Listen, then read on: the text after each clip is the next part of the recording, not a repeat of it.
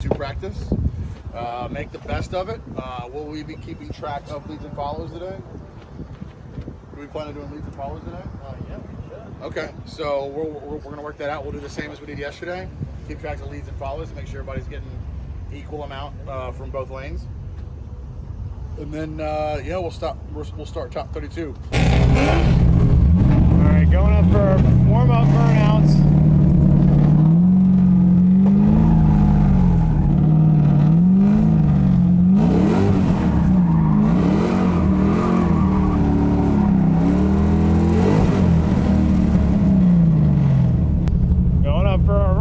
So I've aired the 245s I had on yesterday. I had them down at like 17, which I felt like was going to be high, and they had a ton of grip, ton more grip than I'm used to on my 225 Federals.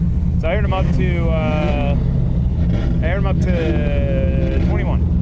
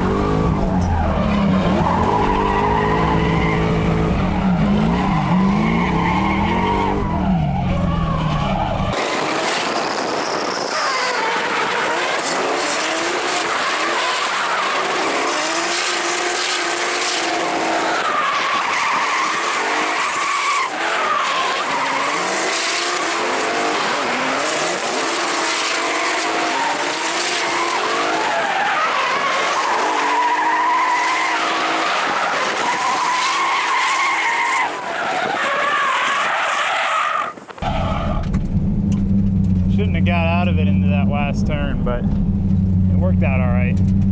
That felt good though. Power's there, especially if I clutch kick it. Hey, we got Ryan Avocado.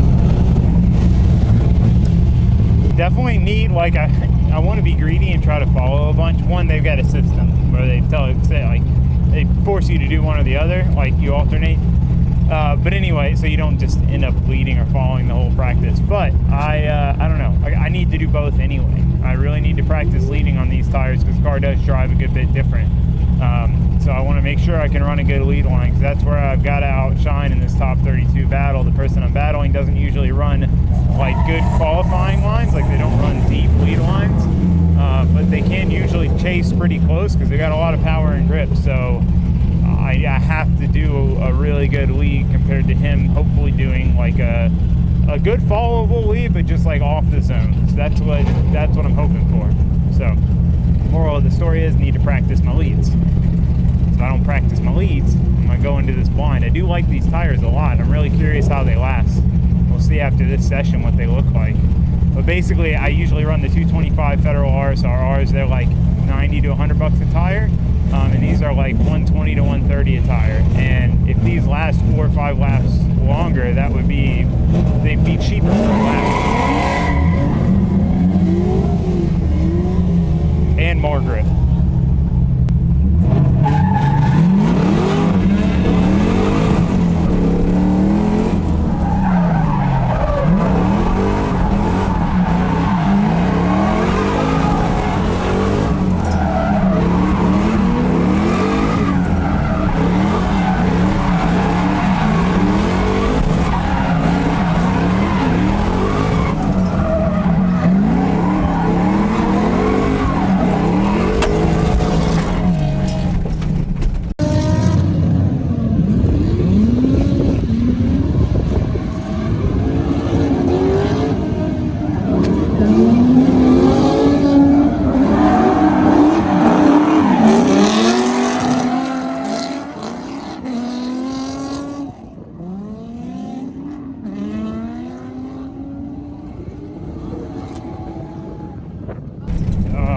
Deep there. That was a good lead run until then. I feel good with the leads on these tires though, so that's fine.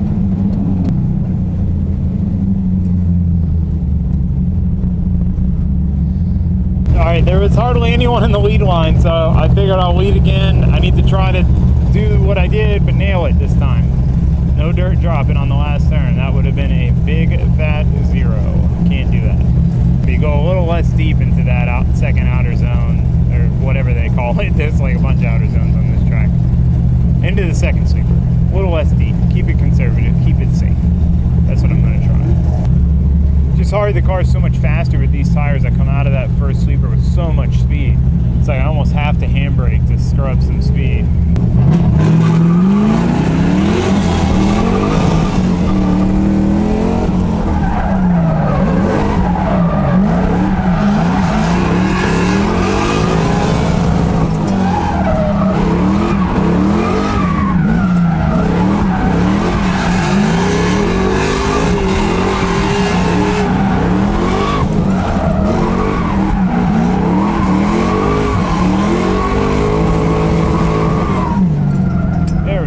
Good about that. That was pretty much what I needed to do. That was kind of a bitch line, but hey, the e-brake into the first touch and go is kind of lame, but I don't know. It works. So used to trying to run a super smooth lead line for my friends to follow. Not ideal for competition. All right, surprising change of fortune. We get to follow a fast car. This is going to be good. I really want to see how this thing fares with these tires with a fast car.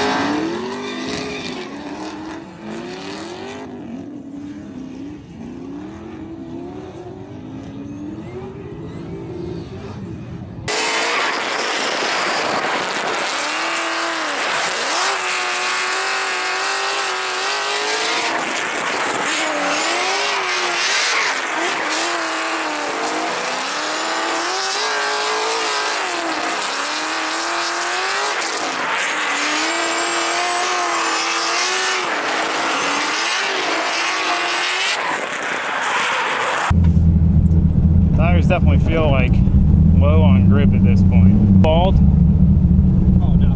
No? You got a couple laps left on them. Okay. Yeah, you're good. Thank you. Man, I really need a crew guy on grid for this, at least for testing. Because that last run, the tires felt pretty loose, and I just checked, it's hard to get out and check pressure because I had to leave the car running, and the line's moving, and there's a little hill, so like I don't have a factory e-brake. The car's like rolling away. I'm like trying to stop it with my foot, air my tires down, but we got them down some. They were up at 30, so gained a good bit of pressure with the heat.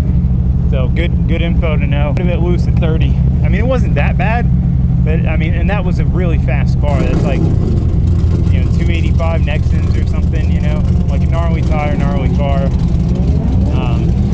We hung with him all right, but definitely if we go against him or someone like him in the future, we can air down quite a good bit. Yeah, get to follow Ryan Avocado. The only problem with Avocado is it just aired down, and really the pressure I was at would have been good for Avocado because he's in a stock Z.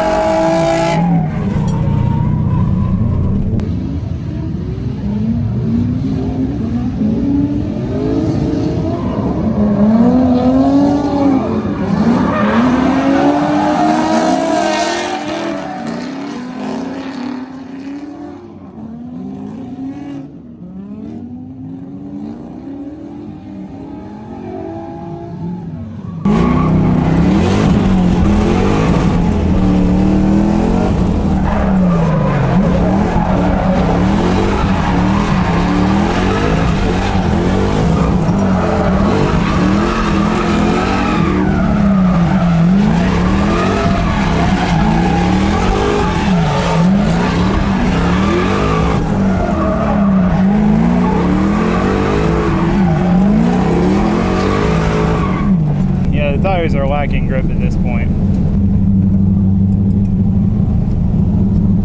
Alright, so before we get into this, I'm going to try to kind of give you guys the basics of how a competition drift run is judged and competition drifting in general. I had a lot of people ask in the last video, you know, how is it judged? Like, I don't really understand what's going on, so I'll kind of walk you guys through it. So here is a overview of the Clutch Kickers track. So we'll go over a qualifying run first because that relates to a tandem competition battle.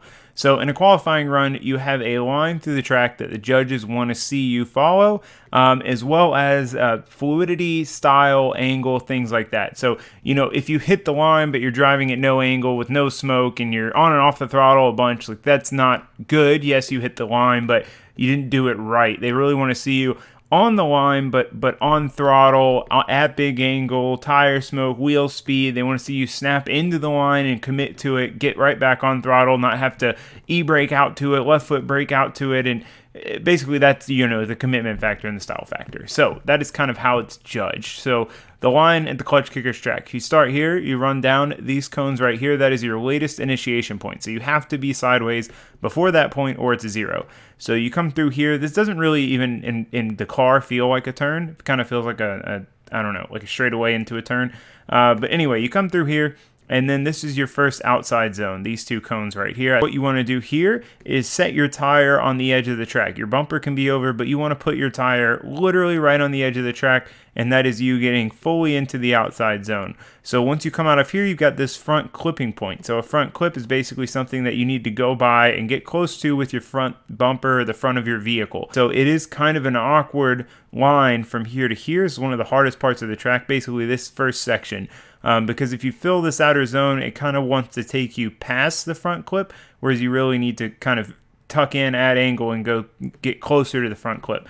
So fill the outside zone, close to the front clip, you transition here. These two cones are what's called a touch and go. So instead of a zone where you need to fill it from start to finish, this is basically you need to get to it, but that's about it. You can get to it and then immediately get out of it. You don't have to get to it from here and stay in it all the way to here. Just kind of go to it, come out of it. And then from this touch and go out, you need to transition. There's nothing in this section here. And then basically where this cone is starts the second outside zone. So you come through the touch and go, transition, boom, you're into the outside touch and go. You want to kind of snap into this, get right to the edge, right in the beginning, get on throttle and just be in it all the way through. So your outside zone is from here all the way to this cone here. So you basically want to set your tire on the edge of the track all the way through here. Once you get to here, you can come out of that zone, make your transition across, and then you need to get into the third outside zone at this cone and run it all the way around to this cone, which is the finish line. So this last turn is also tricky because as you can see, it's not, this one's kind of like the same radius all the way through, whereas this one tightens up a good bit here and then kind of widens back out. So naturally what tends to happen is you'll get to here, think you're going to go off track, add a bunch of angle, and then that'll pull you on the inside here. So it is also tricky to fill this outside zone. So that's what you want to do in a qualifying run. You want to fill all those zones with angle, smoke, commitment, yada yada. So tandem battle. With the tandem battle, you have a lead driver, you have a follow driver. So whoever qualifies highest leads first. Now the reason for this is because if you do your lead run and the guy behind you spins out or zeros or isn't anywhere near you, you know, okay, cool, I don't have to go that crazy in the follow. Conversely, if he is all over your door, you know that you got to do everything you can when you follow him. So it gives you the upper hand in that sense strategy-wise.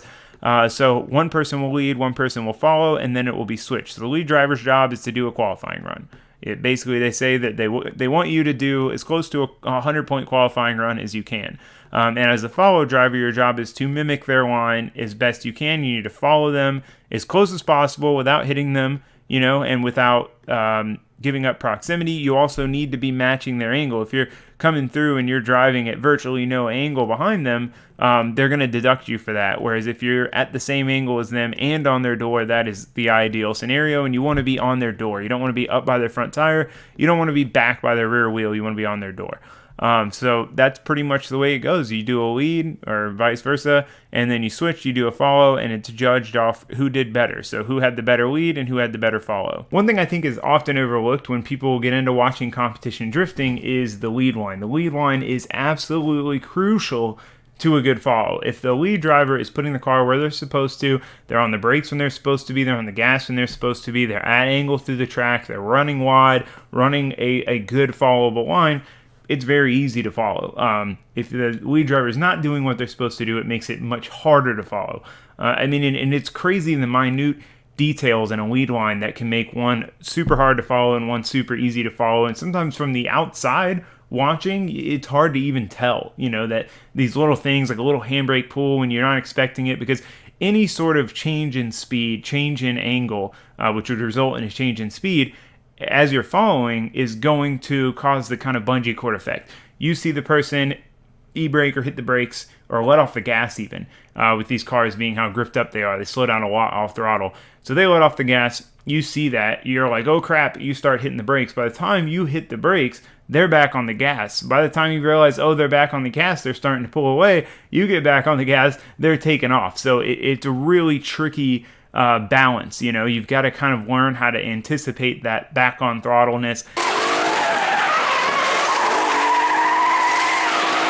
And basically, if the lead driver doesn't, if they're not doing any weird acceleration, deceleration at any point in the track, you just stay on throttle. You don't have to deal with that kind of bungee cord effect of you surging, then taking off, you surging, then taking off. So if you're ever watching a tandem battle, it is really easy, and I do it myself, to just focus on the follows. Like, okay, this guy was closer than this guy, he should win. But what you might not realize is the guy who was closer was only closer because the other guy's lead line was really good and his lead line was not good at all, and made it way harder to follow. So there is a lot of weight put on the lead line, and there needs to be a lot of weight put on the lead line because the lead line is absolutely crucial to a good follow. So yeah, that's competition drifting in a nutshell. It is a judged sport. There are rules, there are kind of cut and dry things, but a lot of it is up to the judges' interpretation and what they think based off what they know and what they saw. So that is one thing that is tough about drifting, because it's not like just a win or lose, a yes or no, like you were faster, you were slower, you crossed the finish line first, you didn't.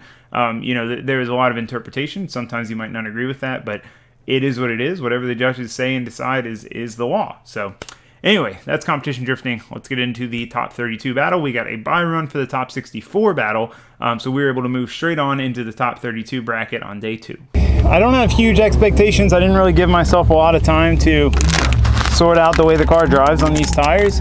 It's definitely different, my lead and follow.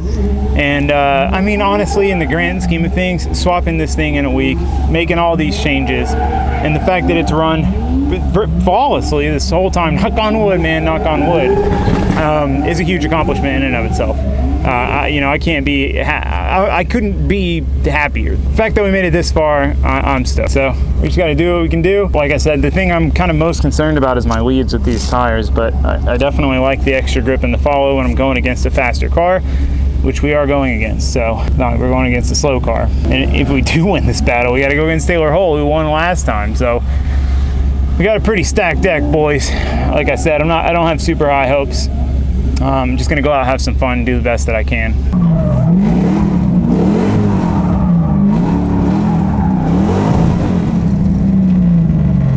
So we are leading first this battle. We qualified 8th. The guy we are going against qualified 40th. So we get to lead first, which does give us that strategy advantage we talked about.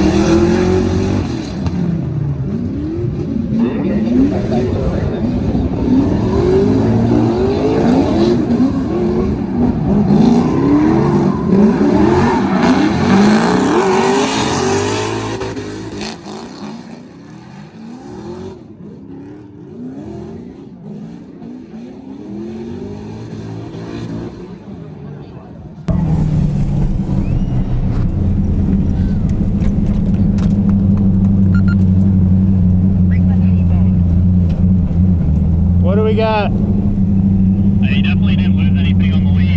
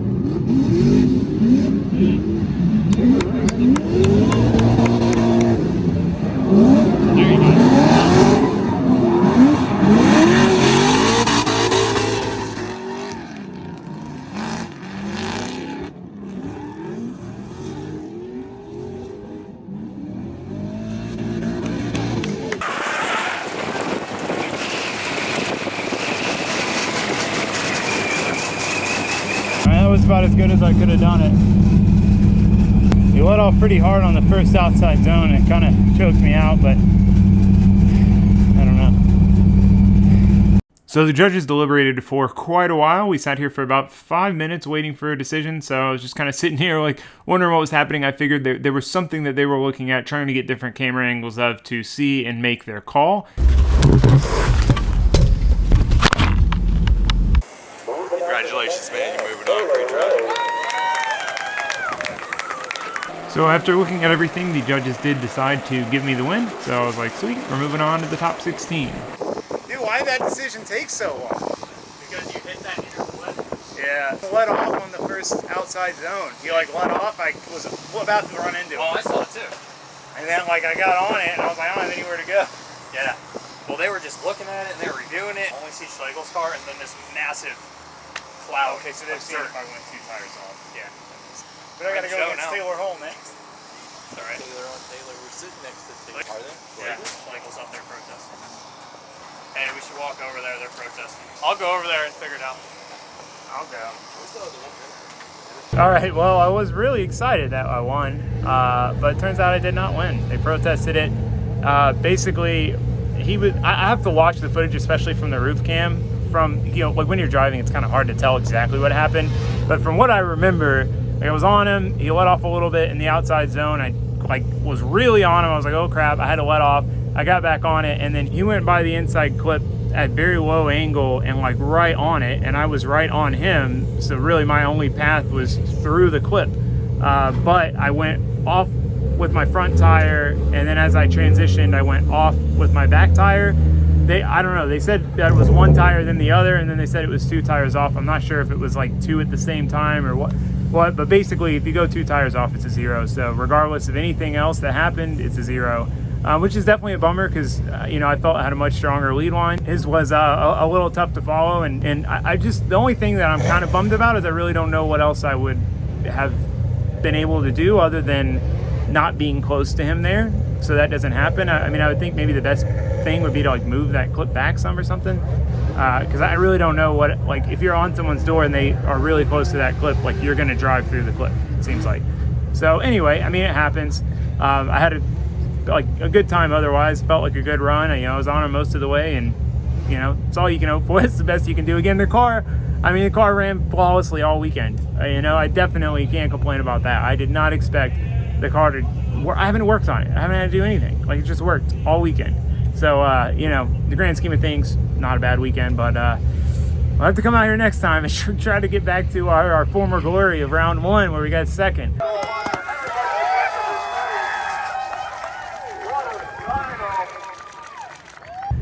Not having the best luck lately, but we'll see what we can do next time. But yeah, let me know what you guys think of the runs and everything, and I guess that's going to be it for this video. See you guys for the next one. Thanks for watching. Thanks for subscribing. Goodbye.